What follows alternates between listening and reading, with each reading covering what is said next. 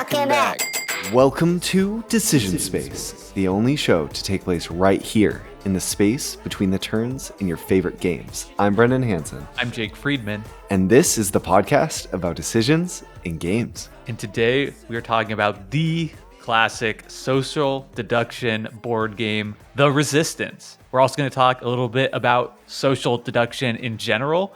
And we're going to talk a little bit about The Resistance Avalon and Quest at the end. So it should be a great conversation, one we've been looking forward to having for a long time. Should we just do it, Jake? Should we just get into the episode? Let's just do it. I have to say one thing. Okay, one thing. I apologize for the preamble, but we are officially at the release of this episode will come out on Wednesday, January 31st, which marks the end of 3 years of Decision Space. We'll be entering our 4th year of doing the show. So I just wanted to take a note of that. I think we should celebrate that a little bit. We've hit a bunch of big milestones in that time. Right now we're sitting at almost 200,000 total downloads.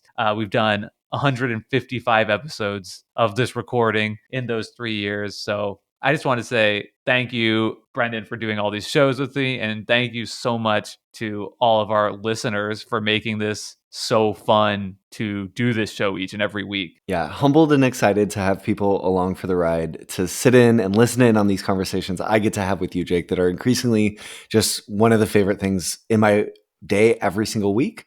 You'd think after doing something like this for going on into our 4th year, there might be some fatigue, but I feel like, at least on my end, I think I'm more excited about the show and what we're talking about and where things are headed maybe than I've ever been. And that feels really, really exciting. So that's it. Now let's do it. I just couldn't resist calling out that big milestone for our show.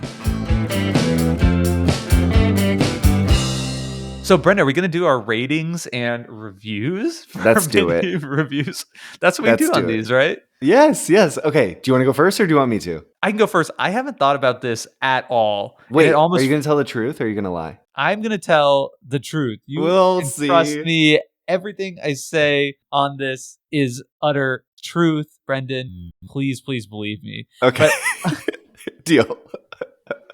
Great. I'm going to give this game a 10 out of 10. I think it's worthy of a 10 out of 10. And I put this 10 out of 10 in the category of like an Azul. Like for me, this is just the perfect encapsulation of what a social deduction game is trying to be. It feels like a distillation of an idea.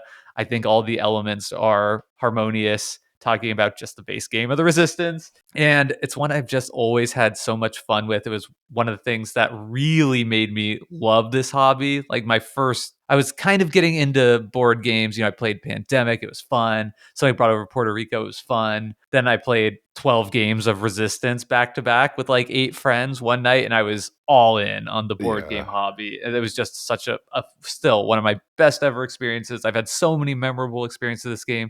And I just played it a couple weeks ago at Geekway Mini and had an awesome experience playing this game. So for all those reasons, it's a 10 for me. And you're not a spy. Brendan, if I was a spy, I would tell you. But as a honest, true member of The Resistance, it's a true 10 out of 10. It's a 10 out of 10. Okay, here's mine, Jake. The Resistance is the quintessential social deduction experience. One of those rare games that defines a genre and becomes the standard by which future entries in the genre are measured. This game is as good, but not as dramatic as The Resistance is what I might say when I play another social deduction game. And while Avalon and its asymmetric player identities bring a novel twist to the environment, they can provide real longevity to the game for groups who found the core experience of The Resistance tired. For me, there's nothing quite like staring into the eyes of your friend across the table, listening for any wavering in their voice as you desperately try to suss out if this is the time you can truly trust them. The Resistance is one of my favorite games of all time and almost as close to as perfect as a game gets. 10 out of 10. Let's go! Ding, ding, ding, ding. We love this game. So that's where we're starting this from. Show ever, I think ever. Yeah, that's amazing. I did not know we were going there. All right, how about that? Let's get right into our game background here. So, Brendan, this game goes all the way back to 2009. What else do we have to say about it?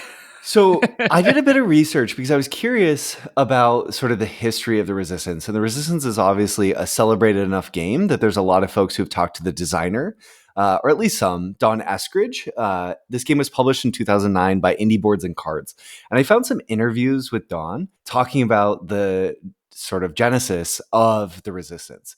And as you might expect, Jake, this game has its roots in Werewolf or Mafia. Right, like not the published version, but the folk game Werewolf or Mafia, which is a very similar version, a type of game set up to the Resistance. Mafia is the first social deduction I ever played. Jake, did you play Werewolf or Mafia growing up? Yeah, I played Mafia as a kid. Okay, exactly, yep, with like a deck of playing cards. Yeah.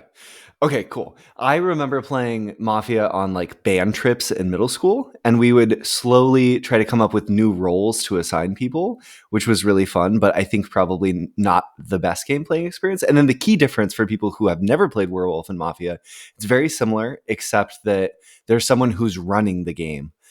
And plays the role of facilitator. So they are not playing the game, they're watching and ensuring everyone else has a good time. The Resistance, I think very importantly, distills that game experience and says, we don't need a facilitator, we can all play. So Don, in talking about that trip where he went to France and played Werewolf or Mafia, I don't know the timing, I assume it's early 2000s or maybe late 90s, there's this quote that Don wanted to, quote, make a game that's the opposite of Werewolf. In Werewolf, you don't trust people, but there's this design question that came. What if you had to trust people instead? So that's what he says. That's the question that the Resistance comes from. What does a social deduction game look like when you have to trust one another? Right. That's really interesting. I don't know how much trusting happens in a game of the Resistance, but it is certainly true that the game forces you, by virtue of the missions, into picking people like, well, I distrust them the least. Yes. Yeah. Which in classic Werewolf, it's mostly just pointing fingers and being like, let's get rid of this person. They're not trustworthy. Totally. Yeah. And in this game, you're like forced, at least in part 2. And then the only other note I want to share, Jake, on sort of the game background before we really get into it, and we'll touch on the timing of Avalon and Quest just to provide some background, is just that I learned in my research, Jake, that the Resistance was a print and play game published online and then picked up later by Indie Boards and Cards, which I think is just incredible. That this was essentially an indie hit that was then picked up by a publisher called Indie Boards and Cards that then made it this like massive success. A real hero's journey. Put it out there and people liked it and it got picked up and published. That's so cool.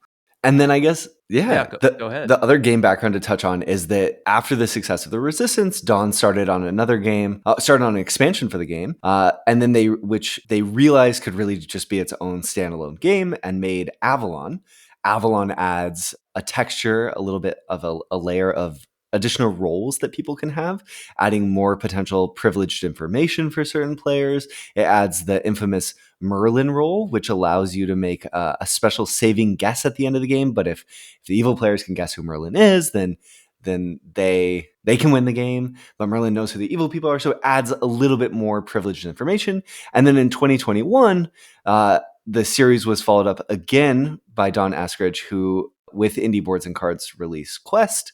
And we'll talk about Quest later, and we're not going to talk about it a lot now. But if you've never heard of Quest, it's probably for the best. Awesome. Well, let's jump right into your separately recorded rules overview and then meet back on the other side for our deep dive discussion of the Resistance.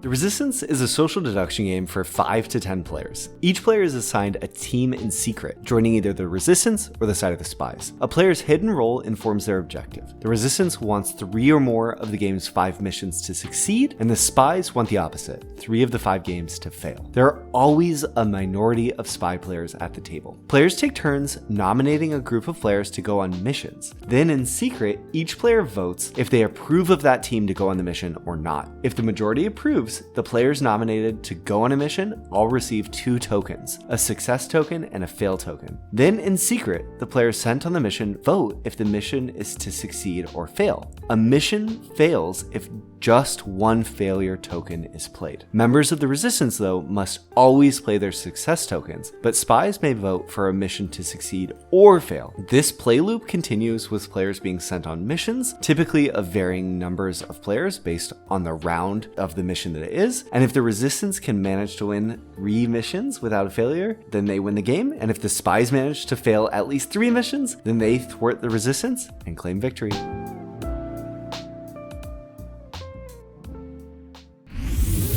Thanks so much, Brendan, for the great rules overview. Hopefully that gave you a better idea of how to play the game. Let's jump into the conversation. So this is the point where naturally in the discussion, Jake, we characterize the decision space. And I think we should do that. We have to. And I think we have to. It's law. It's tradition. Yes. But I want to remark too that this is the first, so like this really is the first social deduction game we've ever covered on the show.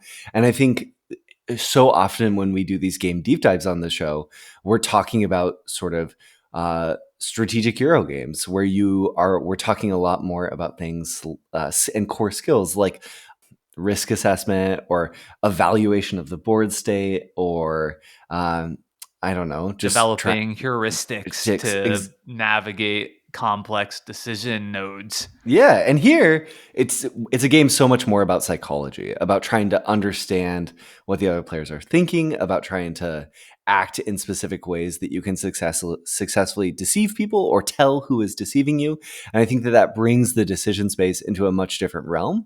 I will say part of the reason I think the Resistance is so good is that there are real, interesting, meaningful decisions around when to do certain things, especially when you're playing as the spy. Decisions like, should I betray the other spy, or the other spies become really interesting and meaningful. 100%. But yeah, I think the size and depth category that we talk about does not have a lot of weight here. And often that's really important. The type of decision space, also not really anything like what we've done before, right? Yeah. I mean, it is waning-ish. Not really. No, the game, there's a clock on the game. There's a clock on the game.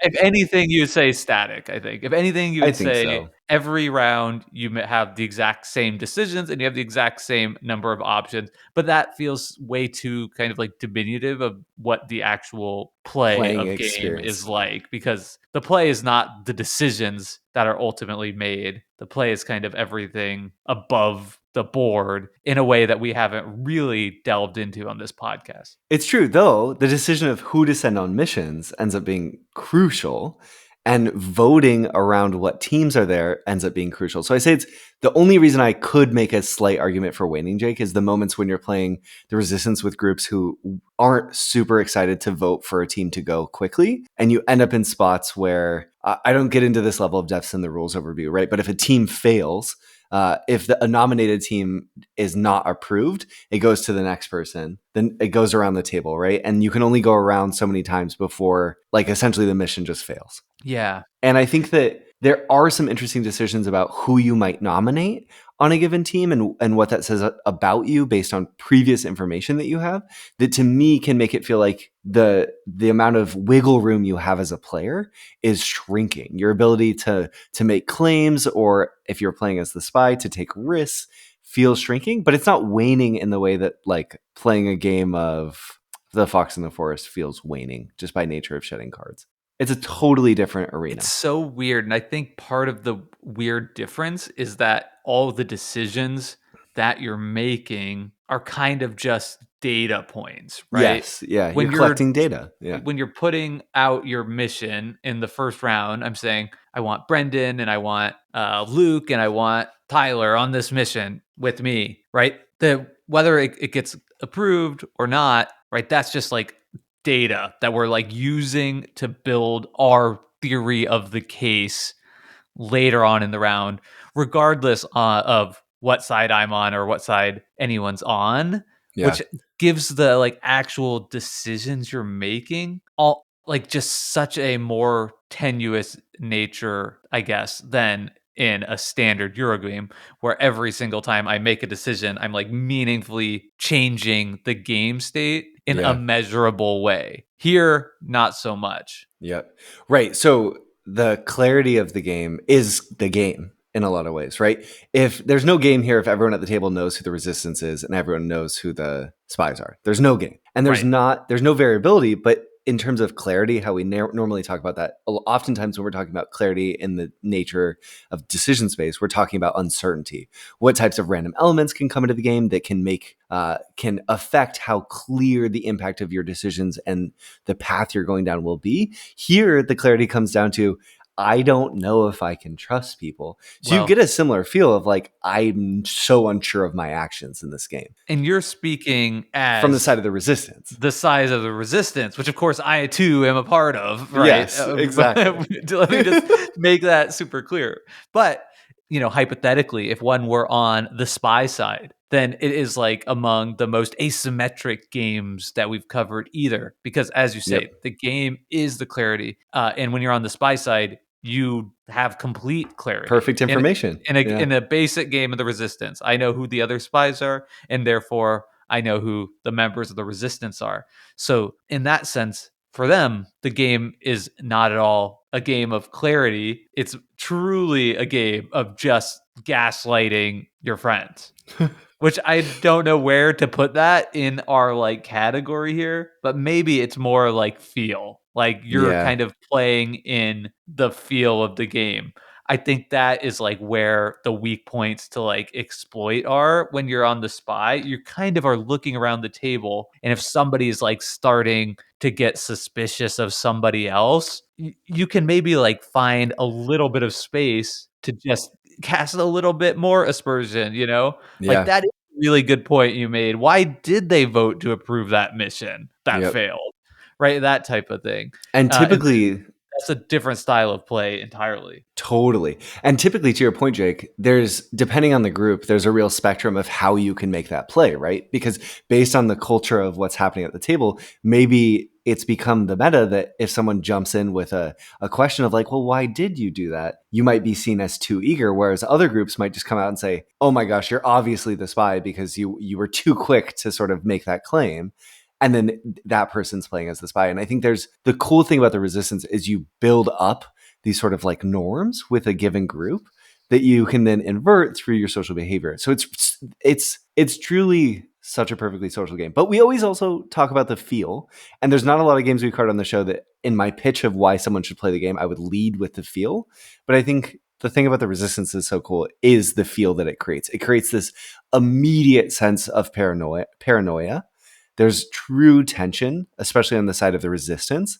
And then on the other side, as you're playing a member of the spy, I think it's very anxiety inducing. It's just like there's like real apprehension. It's It's scary to sit there lying to your friends and worry that you're going to get caught out, and you're always playing on a team, right? So this is a team game. That's another important factor. So I find, Jake, when I'm playing as the spy, I don't want to get caught out as the spy, one, because I don't want to lose, and two, because I don't want to let down the other spy, interesting. right? Yeah. So is the word mimetic game, Brendan, where is that your word? That is a word that I've used historically, but you mean because it so perfectly simulates the experience of what you might feel like if you were a member of the resistance, worried that there were spies around trying to... Yeah, I guess maybe it's not like truly being like a spy in the resistance, but like when we talk about games, our agency as art, I Yeah. feel there are very few games that I play that give me such a strong sense of, being the agent. When I'm Yes. the spy, like I am like being a despicable, lying, betraying person Yep. trying to screw over these people who are in a position where they must trust me. Yeah. Looking right into the eyes of your friend, trying to stay as calm as you can to Yeah, cultivate trust while deceiving someone. right. You have You, to do that yep. literally. Yeah. Whereas It's, when you're the resistance, you also have like that strong sense of agency of like we are trying to deduce who yeah. among us is the mole, like who's Yeah. betraying us. So I mean, for me, that captures the feel of the game. Yeah. And then all of those emotions that you would feel being either part, right? Like when you're the spy, the paranoia that everybody's on to you, the strongest emotion I get playing this game is when I'm on the side of the resistance and people start accusing me of being a spy. And I've talked about this on the podcast before, Yeah. but I think it's such an important like opportunity for people just to like understand what it's like to be accused of a crime or accused of doing something wrong, and just as soon as like the table arithmetic turns against you just a little bit, where people start thinking maybe Jake really is the spy here, and you're trying to defend yourself, everything you say Yeah. it just makes you seem more guilty. It's like, I'm Yeah. not the spy. I swear to it. It's just like, well, of course you'd say that. Any spy would say that. And you But you don't can have you really don't have any way to give hard proof to the contrary besides this like flimsy theory of the case that you're trying to build. It's like that can be turned against you, right? It's like, well, why were you on that mission that failed in round 2? It's like, because clearly somebody else was the spy. Yeah.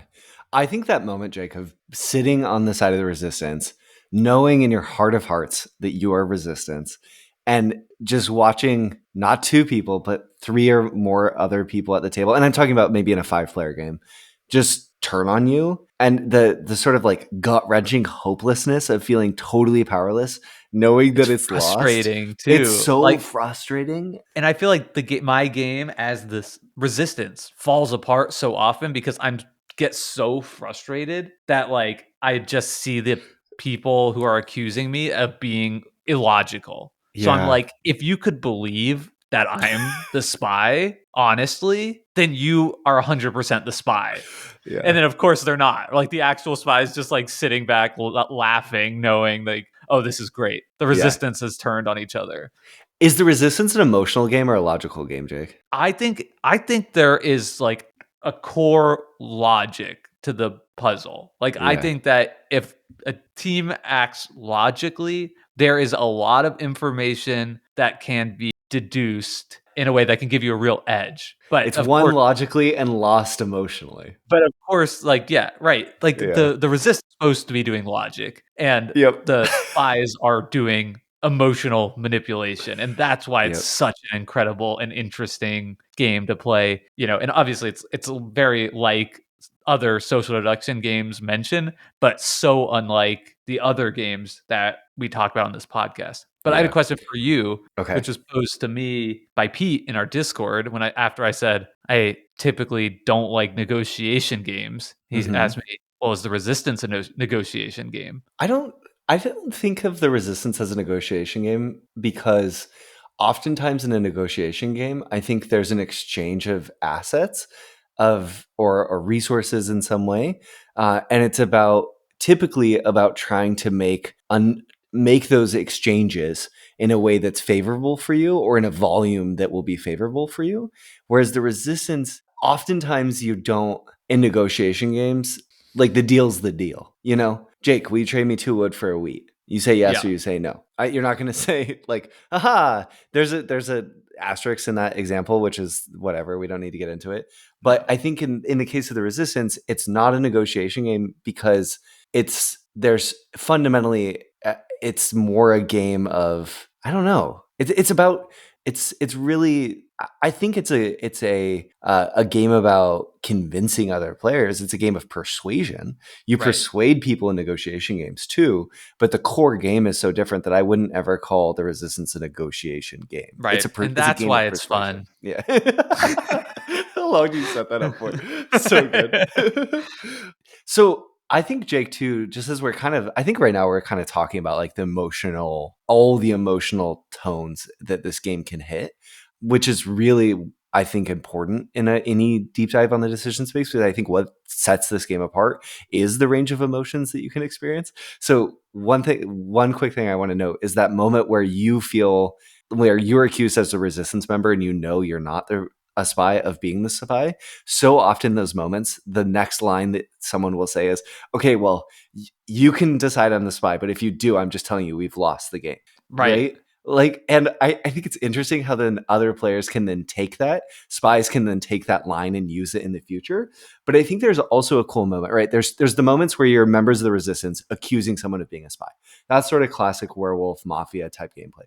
But then I love the moments where there's someone who I'm like, 70% sure the resistance and I'm trying to have a heart to heart across the table and just maybe ask them a question or something to like put a little bit of a bridge out and say like, can I trust you? And I think that those moments end up being as or more interesting than some of the moments where socially you as a group are trying to find someone to accuse. And I think that's what John Eskridge is getting at. And I think as we're sort of talking through the game and and I'm remembering plays.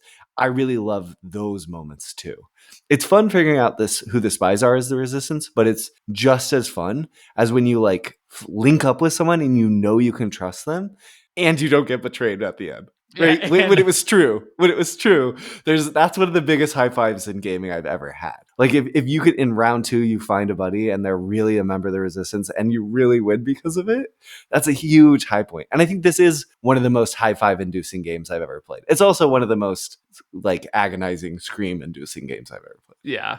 It's funny that you say that because I think there's two sides to every coin in this Yeah. game, right? Where on one hand, if you're the resistance and somebody accuses you of being a spy, like there's something that just intrinsically like in your brain like automatically tells you like they must be bad then because I'm good and they're calling me bad, so they must be bad. Where the same thing happens if somebody tells you that you're good and you're like, you're right, so you must be good. Yeah.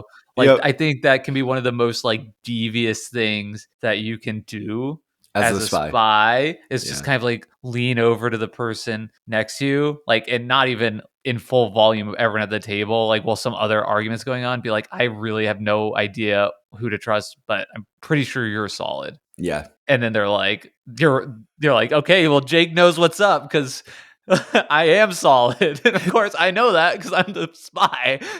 Totally. Okay, here's a question for you, Jake. Do you trust people who talk a lot or talk a little? I think inherently I trust the people who are doing the core game. deduction. Like if Yeah. you're like, we need to solve this, then I trust you.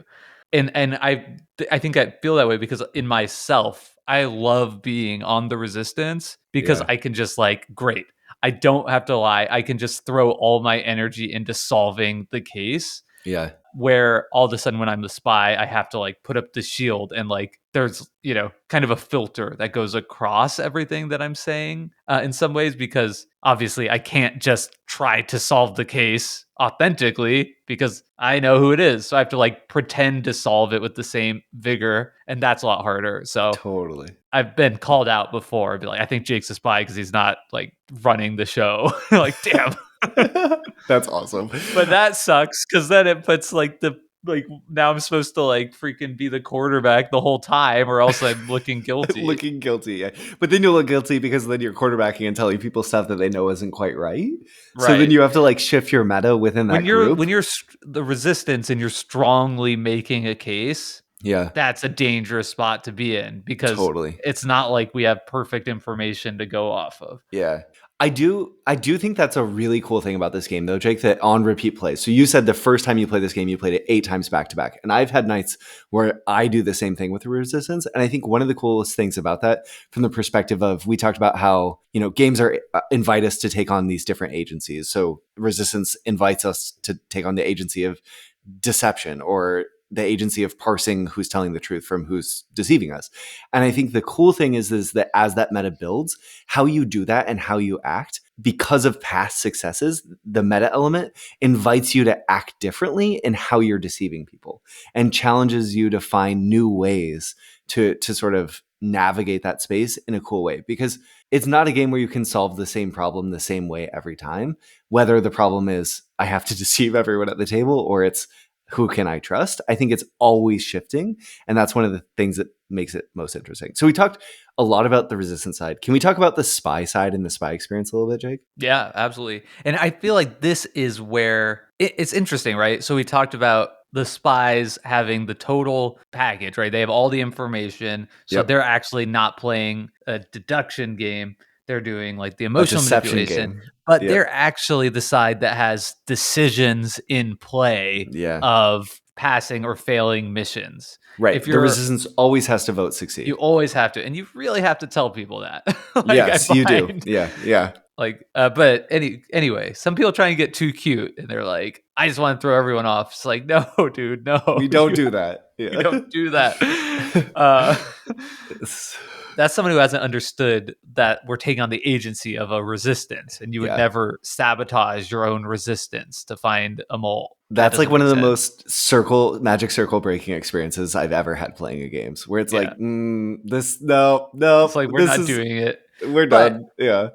So all that to say, it does come up when you're the spy, you're on a mission, and you might have a genuine question of like, do I pass or fail this mission? So maybe let's take it round around. I think the first round is really interesting. If you find yourself on that mission in the first round and you're a spy, and let's say it's not two spies, because that throws everything off. If it's like Sure. two spies, then you almost have to both pass because you can't really communicate. Yeah, I'm in gonna round pass one. and you Yeah. fail it in round one.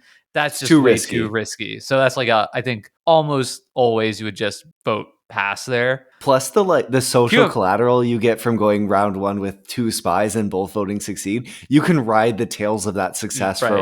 That's while in terms of nice. building a case. Yeah. You're That's nice. investing in your future failures. But if you're, it's interesting, right? Because like if you're the one who's choosing the mission, I feel like the Yes. meta that I play with is like, well, I know the only thing I know for sure is I'm resistant, so I have to put myself on the mission. Yes. Yeah. Like it's really kind of strange if somebody doesn't put themselves on the mission kind of ever. Yeah. But anyway, so let's say you're a spy, you put yourself on the mission and a resistance person on the mission. Would you ever vote fail in that situation? In the first round, Yeah, round one. I think in my first play of the night with a group, no. I think it's almost too risky, and I'm not a good enough liar typically to be able to frame the other person. I think there might be certain circumstances in which I feel socially I could pull that off, but I think that's a very large hill to climb, and I don't know if my acting/lying chops are always up to that sort of endeavor. How about you, Jake? Yeah, I just think it's not that fun too. Like it kind of I a don't little know. bit it kind of a little bit undermines for me the whole like it's like I'm the hero of this story and like this whole game is going to be about me just Yeah. like absolutely browbeating the other poor victim that I've forced into this situation. And it's just going to be me and them yelling at each other for the whole, 20 minutes. And I think that is I just don't think it's like that good because you have a ton of heat on yourself no matter Yeah. what. And B, that just is like, it's just such a decision. It's like, all right, I'm playing this just like game, this There's absolutely attacking game the whole a time. certain type of chaotic glory seeker, though, who will make that decision. And typically, those people are poised to pull it off. So you have to be really careful. But then the fun thing is that when it's the reverse and I don't know, when you're playing Yeah. against someone like that, and then you can make the play as the spy and be like, and like really lean into it. I don't know. I think there's Yeah. times, but it's rarely. It do is you horrible succeed. if you're if you're like the resistance person and that Yeah. happens to you in round one, you just have to like just throw your hands up. You're just Yeah. like, well, this is gonna suck. I have a similar that same question, right? Can I talk so the spy experience that I find to be one of the most interesting in the whole game, and I think is really notable and I want to call out. And this is especially say in games with two spies. So 5 players has two spies, 6-player games have 2 spies. To 7-player games? No, 7-player games go up to 3 spies. So in a 5 or a 6-player game, it's later in the game, Jake, right? So there's 5 missions in a game of Resistance potentially. Let's say you're on mission 4, and there's 3 players being sent on the mission, 2 spies and 1 member of the Resistance. I find those to be some of the most interesting decisions as spies because the game sort of emergently creates a prisoner's dilemma. If you're already in round 4, the spies are in a position where they have to fail typically. Like most likely. So then, but if you both fail and win the game, great. That you just do that. It doesn't matter. The game's already decided. But if you need to win the next round, right? That's where it gets really interesting because you need one of you to fail, but because you have to win the next round too, you can't both just fail because then there's really very little chance you're going to get the next one.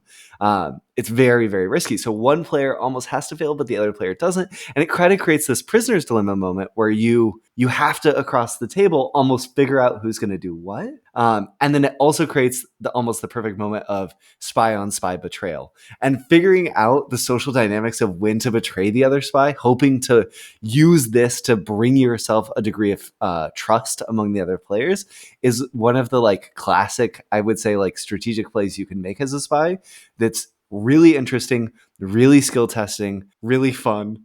and really horrible to be on the receiving end of. I would say when you're the spy being called out as the spy by your fellow spy and you're not so confident it's going to work, it could just be like, oh, so stomach ache inducing. Like, Oh, I don't feel that way at all. don't feel that way? I feel like all's fair in No. spies. I mean, I don't. It's all fair. I mean, Right, it's like, I know, but, like, I don't know. yeah, I feel like sometimes I guess sometimes it's just really clear. Like, if the yeah. table is like if somebody has made themselves obviously Oh, then you just kick them. Yeah, appear then you the just spy, then throw them out. Yeah, the other spy has to. You can't yeah, be like the one person to I don't know, guys. They seem like they just don't understand the rules great or yeah. You're the something. one pushing him off the plank. Yeah, you're Like, like, yeah, "This guy, get him out of here." yeah. Yeah, it's like, "I don't wanna hear it anymore, Brendan. Everybody knows you're a spy." It's the best. But so are you trying to say that you can communicate with your other spy in some way to be like, everybody knows he's a spy? No, because if you cheat, right, and you say like I'll wink at you if we vote, that's cheating. So you can't communicate, right? That's against the rules. But you have this like I thought you were squirming saying there and could be like some meta, like everybody knows this kick. person's the spy, so they'll probably be the one to fail, like out loud. Right. It's like, dang, dude. That could work though. Yeah, it could. I think, I feel like if you find yourself in that situation, you kind of are forced into doing the fail, and then just praying that one of the two of you, because Can you're not squirm out into of it. it. Yeah, like there's going to be Yeah. a lot of doubt Okay, but theoretically Jake, cast on everybody in that mission anyway. So if you're I not know like done. right, this is why it's a really interesting emergent prisoner's dilemma. We both know that one of us has to vote. So I know you're going to vote yes, and you know I'm going to vote yes. So I'm going to vote no. Okay, good for you. If You've I solved vote it. right, but what if you have the same thinking? I think it's a difficult I problem to solve. understand. I It's fun. understand the prisoner dilemma. I'm just gonna use the You're no just gonna vote, vote. yeah. Vote to fail because great. Because We're gonna be like a great spy team. This will yeah, be all good. right, good. We're this is great. Yeah, We're like already like coalescing on our strategy, but we're also giving away all of our all of our chips. strategies. Yeah. So yeah. Okay, Do you, interesting. I was gonna take us through a different thing and talk a little bit about the like mission selection okay. portion of the game. Is that all right if we go Yeah, there? like the team picking. Yeah, the team picking. Okay. And I think this is really interesting in the mechanism where if the vote fails 3 Mhm. times or whatever, then it's like the Auto spies win fail. immediately. Yeah. So everybody has to vote yes on the last one. Yep. And there can be some really interesting, I think, advanced level resistance tactics in like manipulating that. It might not come up in your first or second game, but then, when the spies are in a good place or whatever, if you can kind of like coalesce around the idea of like, all right, we trust Brendan here, so like let's just fail the next two, then we'll Let get Brendan pick. Brendan to be able to make the team that we've all like kind of agreed on is right. And I think that's a really powerful tool that the resistance has of sort of like, if we're saying that and then the next person does something that's not aligned with that, that is something that makes them look really guilty in kind of the late game portion. So all that's to say, it feels like one of the strongest tools the resistance have is making people pick teams a lot. However, I find in the metas that I've played with that voting no on a mission often is like deemed as like suspect. It's like, why did you vote no? We don't have any information. This is as good as another. And I try and say like, no guys, like we just need to get like as much data as we possibly can.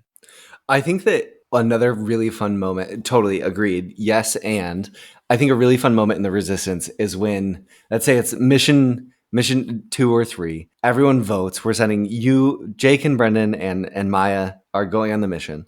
And then the votes flip and there's 2 fails. Instantly in the moment, someone says, "Oh, this is great. The spies don't want us to go," which may or may not be true, but I think that it leads to really interesting discussions and interesting decisions for each side about sort of how to interpret that. And to your point, as the resistance, you would like more chances of that going around the table. But what you would really not like is for the last round for it to go to a spy player and then give them the power where they get to send who they want in the mission or the mission automatically fails, right? Yeah. So you're also that you have pressure to accept teams that are nominated. There's great responsibility in nominating teams to get information. And you can also nominate teams early on, to your point, Jake, somewhat, probably not in mission 1 because you don't have any information, but say in mission 2 to kind of test the waters on people. And that becomes an important thing too, right? And like in Werewolf, classic Werewolf or classic Mafia, there's no let's see if how this group does. There's just Right. you're out of the game. Like you're out. We'll learn if that was a good decision or bad. But in the Resistance, there's Bridget, let's test this case. Yeah, Bridget and Jake are going to go and let's see what happens. And the interesting thing is sometimes you can trick yourself into things that aren't true and have great confidence because of a result that came out of that, or you can get exactly the type of information you need. So I think the Resistance gives you just enough latitude to build narrative in cases while not having so much that you can get lost in that and sort of lose the game. I think you're right. And there's a lot of data to be collected, not just in the who people are sending on missions, like testing cases and seeing what the results are, but also in the way the votes come out. You know, like a lot of times the vote will come out and it'll be like, oh, hey, like at least one spy voted for this because there's 6 of us and 5 of us voted yes. So let's just keep that in mind as we, move forward with this mission. And if it fails, it's like, well, okay, and then everything is built on that, right? It's like, well, I was the person who said it didn't work out. So like, do I have a modicum of trust now? And so on and so forth. So anyway, I feel like those are a lot of my favorite decision points and like deduction points in the Resistance. Should we talk about some other aspects of this? Yeah, absolutely. I think something that I want to highlight, Jake, is the game arc of the Resistance is almost perfect because the way that the info on the table unravels, right? This puzzle that you're playing on the Resistance side, it sort of grows and grows and grows. And as it's growing, the tension is building and building. The first missions can feel somewhat inconsequential because you have to win 3 out of 5 to win. So if you lose one early on, it doesn't feel horrible, but you get to this point where you're maybe you have spies on there passing them anyway. So even if you're doing well, you don't really know. You're not like, oh, great, we've succeeded the first 2 missions. We're definitely going to win. You're still like, paranoid. Okay, now the game can begin. Right. Hopefully we've been collecting some good data. No, totally. And there's going to be interactions that people have had. There's been claims that have been made. So you're sort of building upon this case. So the info's unraveling, people's position and how they're playing the game is coming into clarity. And the tension, so the stakes of the game are also perfectly rising. And I think that the Resistance is so cool because it almost always ends at the climax of the game. Almost always. Not always. There's times where someone just gives it away a little bit and you have this like balloon pop deflation. Your prisoner's dilemma scenario goes wrong. Goes wrong, and the spies pass the mission, and then the Resistance win in Group 4, and everybody's like, huh? What? Yeah. But more often than not, it builds to this hugely climactic moment. And I think that that's something that I really love about the game is a lot of the games we normally cover on the show, you win or lose them because of an accumulation of small good decisions over and over that give you the edge to beat out the other players at the table. And oftentimes the Resistance in the best way comes down to a pivotal turn, a pivotal moment where everyone sits with bated breath watching for cards to flip. And it's just awesome. I love to, I don't know if this is the case in every single player count, but it feels like it is, or at least in most, where the final mission, it asks you to put out exactly all the spies. Exactly all the Resistance members. Crap, I swear I'm Resistance. It was not a Freudian slip. All the Resistance members, and you don't have any excess, right? So it's like, we've solved this case or we haven't. Yeah, that's awesome. Which I think is a really nice kind of like way to wrap it up. Yeah. Do you have a favorite player count for the Resistance? Not in particular. I think 5 is probably too few for what I want. I think probably 6 or 7 feels perfect. 8 maybe gets a little more unwieldy. I think I would play at 5 or 8 too. Probably don't want to go less. I don't even know if it plays less. I like it at 5 because I like it so much that if there's 5 people, I'm sort of like, let's just play it. I think that the balance of spies to Resistance at 5 is interesting. 2 to 3 tends to be, it leads to really interesting nominating rounds just based on where the missions are at. I like it at I 5. don't I even don't think like that's that. super That gives me popular. like an icky feeling, just like knowing that there's that many, such a It's high percentage of percentage of spies. spies.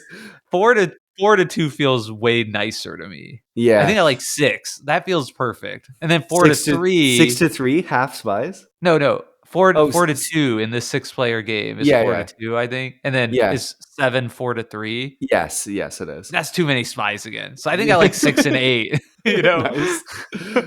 I Because want to like I want a higher proportion of resistance, I think. with 8 players, you have 3 spies. With 9 players, you have 3 spies. And then with 10 players, you have 4 spies. 10 to Okay. 4 is, oh, that's scary. 5, dude. You're a freaking you're a savage, dude. I wouldn't want to deal with that.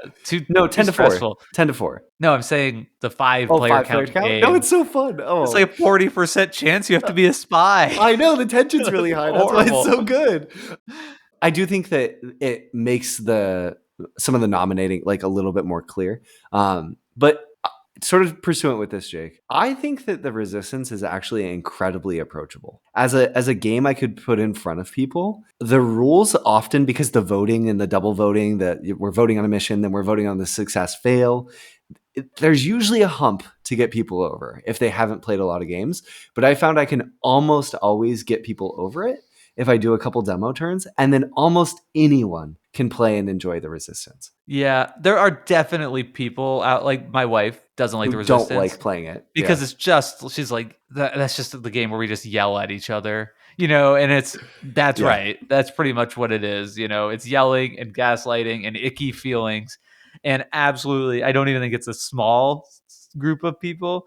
There are just a lot of people out there that they don't want to do that with their like free Mm, relaxation time. yeah. But it's not a matter of like this is too complex or people's eyes glazing over as it is in other games that we might want to bring people Totally. into. And to your point, Jake, being accused of something, being accused of Yeah. being the spy Yeah, the can be a real agencies you're negative asking to emotion. take Yeah. on is kind of repulsive if you're the Yeah. spy, Y- and it leads to bad feelings of being lied to and betrayed that a lot of people have a lot of baggage with in real It life that they maybe don't want to confront in play, which is so completely valid. And I've seen games of the Resistance that go the magic circle goes sour, right? The blending of what happens in the game is part of the game, and we don't take that out of the game. I do not have. I can't say 100% of games I've played with of the Resistance that remained true. I have seen hurt feelings at the end of a game of Resistance, in a way that it's sort of like it's okay. One of the things about playing a game is we keep all of the decisions within that game, and it's not personal.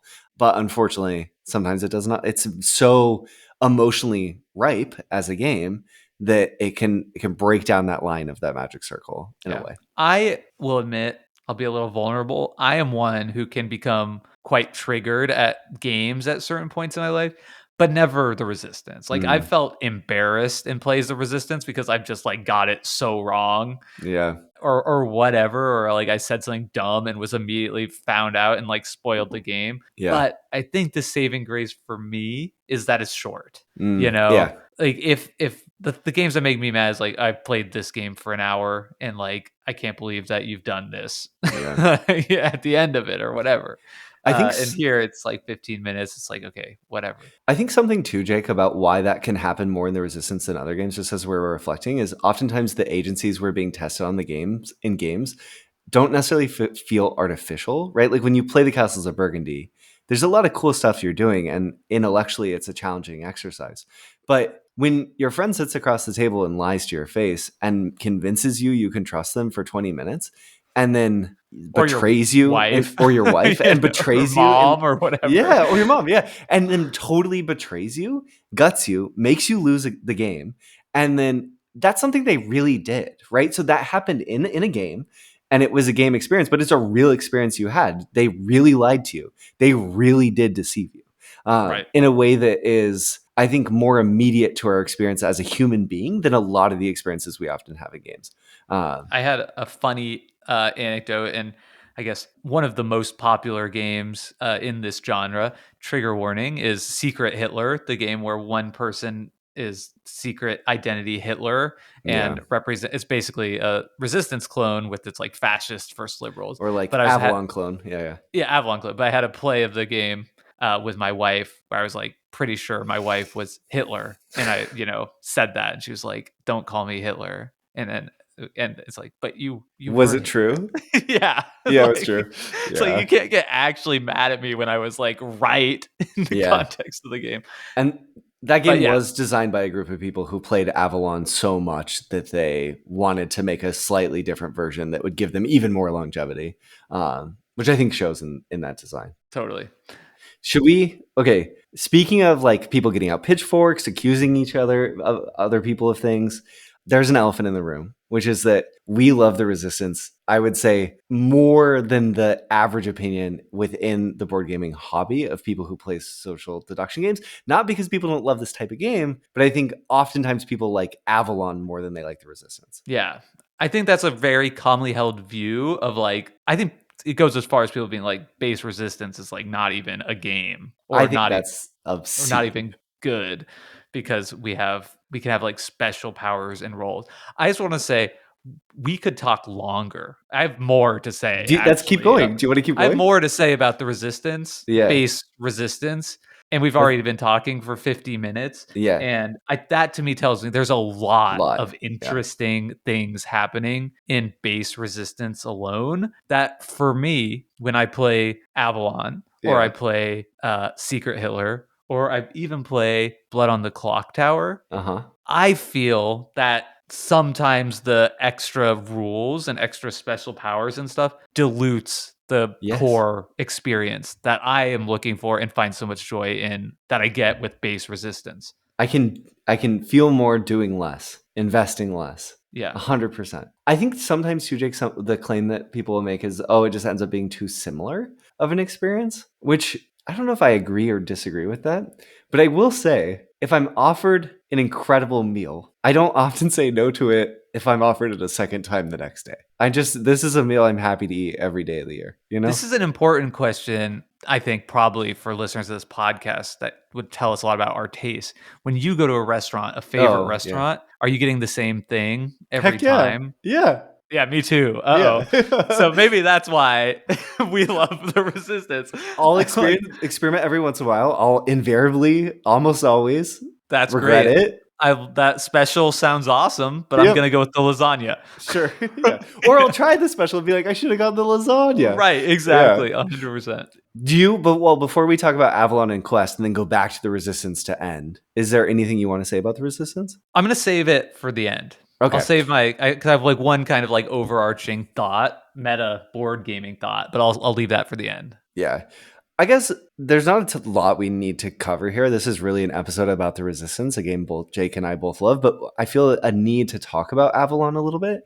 It came out 3 years after the Resistance. It adds these other layers. It gives more privileged information. I think it starts to flesh out some of the ways that you can build upon a social deduction game in interesting ways with more privileged information. Spies already give an element of that, right? They have more information than everyone else at the table that says, okay, what if there's a good person, Merlin, who has privileged information, and how does that change the social dynamics? I think that one of my reasons why Avalon doesn't always hit for me is I feel like sometimes the roles I'm being given are sort of like a recipe for fun. It's sort of saying, you're going to play the game this way this time. Like, you're Merlin, you have to play this type of game. And I'm fine being given a recipe for fun sometimes. It can be a lot of fun if you end up having fun with it. But I think sometimes that can lead to it feeling too samey in a way that when I'm playing the Resistance, even though you're just the Resistance or you're just a spy, I find I have sometimes more, I can play that game in different ways because I don't have to try to live within the role I've been given. And I think there's a lot of people who are going to be saying, you're going too far, you're taking that too far. That's still there in Avalon. And it is. But I think that for me, sometimes I don't necessarily need the like badge tacked onto my shirt, you know? Yeah, I think that's totally fair. And my biggest complaint with Avalon is the simple fact that it's like more difficult setup. Like I Sure. never know what roles to use with what Mm, player count. And often, if I'm playing the game, I'm playing with at least somebody who hasn't played before. There's a podcast I'm a fan of is called Game Brain, and they talk Yeah. about the Resistance a lot. Or sorry, Avalon. I think they Yeah. start every game night with Avalon, or almost every night. So they Amazing. played it like, with the same group of people hundreds and hundreds of times Yeah. or whatever. And have like a really interesting evolving meta. And if you're playing it that much, then I completely get why like having more variety, more roles to spice things up, and exactly like what to get out of the box and play with whatever player count you have. That makes sense to me, but I haven't got to that point yet, and I think it would really require for me not just playing the Resistance a lot, but playing it repeatedly with the same people, which is just not really how I game. Yeah. I also don't want to mince words. If someone said, "Do you want to play Avalon?" Absolutely. Yeah, for Like sure. I'm here for it. Yeah, it's no problem. And then Quest comes out 9 years later, very long time. And Quest is this follow-up game by Don Eskridge that's sort of a continuing evolutionary cousin of these games that tries to simplify the game. So it removes the voting for teams that we talked a lot about. There's just the vote to fail or succeed when someone selects a turn. There's a new mechanism for information gathering because you lose the voting to get information. And then it has unique roles that appear in Avalon. It was a little bit of like a publishing mess where there's two sets of rules in the box. There's the director's cut rules and the regular rules, and they don't quite line up. The director's cut rules are Don Eskridge's rules, and then there's the publisher's rules. I found Oh Quest. man, that's Yeah, hilarious. yeah. That It's is There were ooh, some tough conversations happening, I I, think, behind closed doors with that they I ended in that place. I wonder. And I just, every time I played Quest, I bought this game. I was really excited about it. I was sort of like, great, like a simpler version of Avalon sounds really interesting.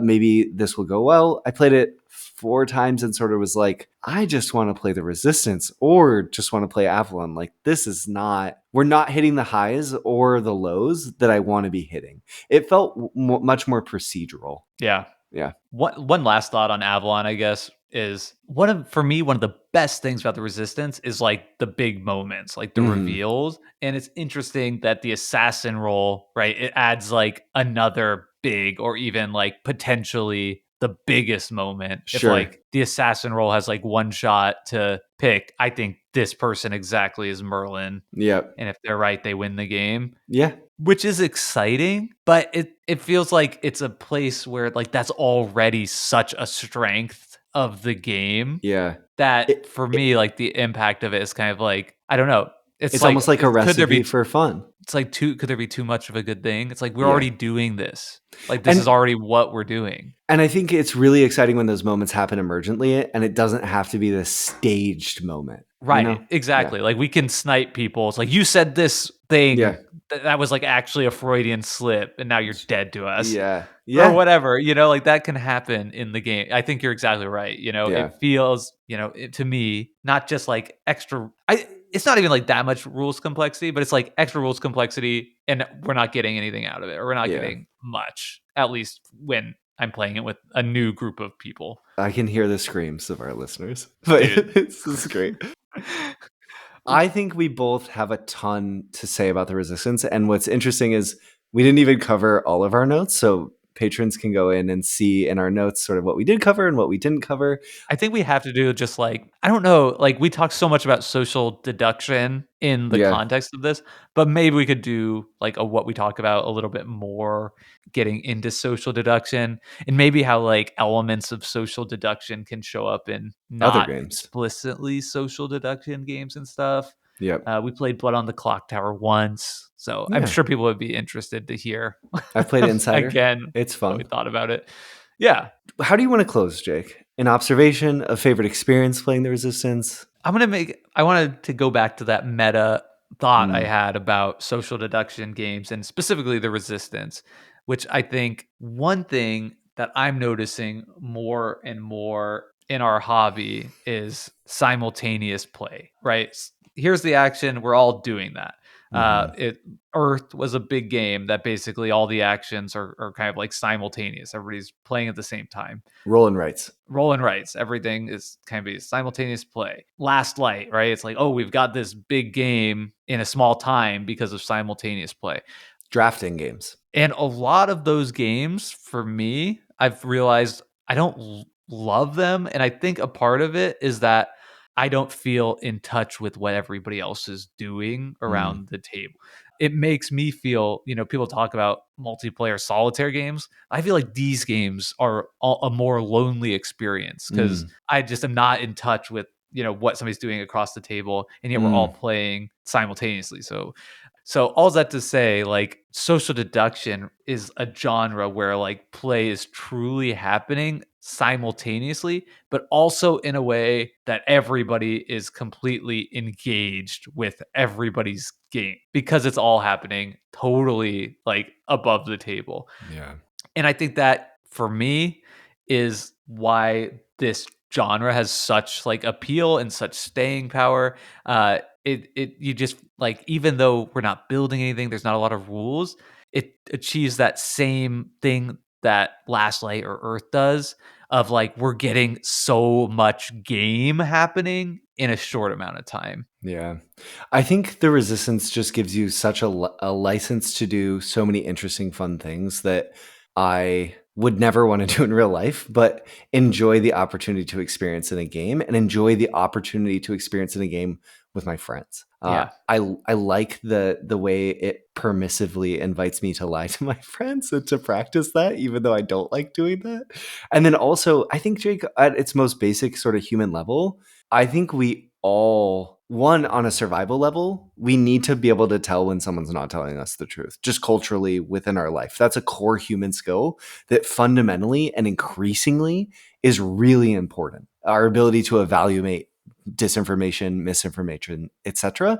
And I think that it's so fun to play a game that invites us to experience things that are so emotionally ripe and so sort of core of what it means to exist in a society, of things like trust. And it's just such a human experience that I think that's why I'll ultimately keep coming back to it, is it's recontextualized with every group of humans you can sit down and play, whether or not even also everyone. I've played this game with people who don't fully speak English, who like they're learning English and they're on their way, where the game devolves into sort of conversations happening in French and English at the same time. And it's still fun and interesting because you're still learning things about reading body language and trust. And there's someone playing a role of in-between interpreter. And can I trust that person? And just the fact that a game can carry even that is really, really cool. And I'm just so glad Don Eskridge designed the Resistance. I think that's such a good place to leave it because we've done this show for 3 years now and we've recommended a lot of games, but this is the first game that I think that we've covered that I feel like you should have this experience as a person. Yeah. Like I love the Castles of Burgundy. I wouldn't like ever make the claim that like everybody should play this because there's a lot of people that are not going to vibe with it in the world. Yeah. If you like games. If you like games, sure. But like, I feel like the Resistance. No, like, I mean, if you like games, you should play the Resistance. Yeah, I think even if you don't like games, like, Yeah? I feel like this should be like taught in school. Like, I think that everyone should have this experience. I think it can make people better people from experiencing these different agencies that exist in this game.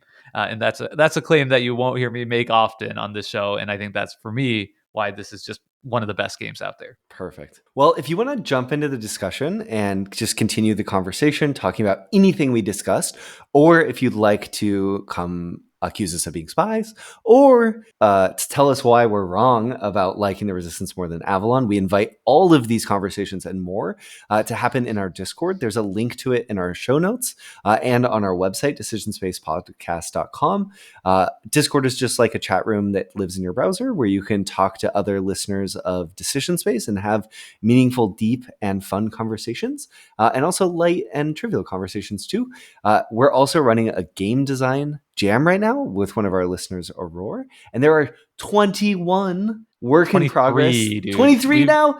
Work What in have we progress. done? It's amazing. So 23 people working on submissions, talking about them publicly with other people on our Discord or Summit. I don't know, whatever, Summit publicly. But anyway, there's a lot of people who are working on games for this in collaboration, talking about roll and rights, trying to make a game for our Decision Space Jam. You can find more about that on our website as well. But we just wanted to remind people that's going on. More coverage about that to come. Also, for all of our pre-planners who like to play games with us, we're going to cover Ticket to Ride at some point soon, the Taverns of Tiefenthal at some point soon. Food Chain Magnate is still on our list. We're going to find a way for our patrons to get it played and covered on the show this year. And I guess also thank you to Hembry for our intro and outro song, Reach Out. And until next week, one of us was lying this whole time. I hate the resistance.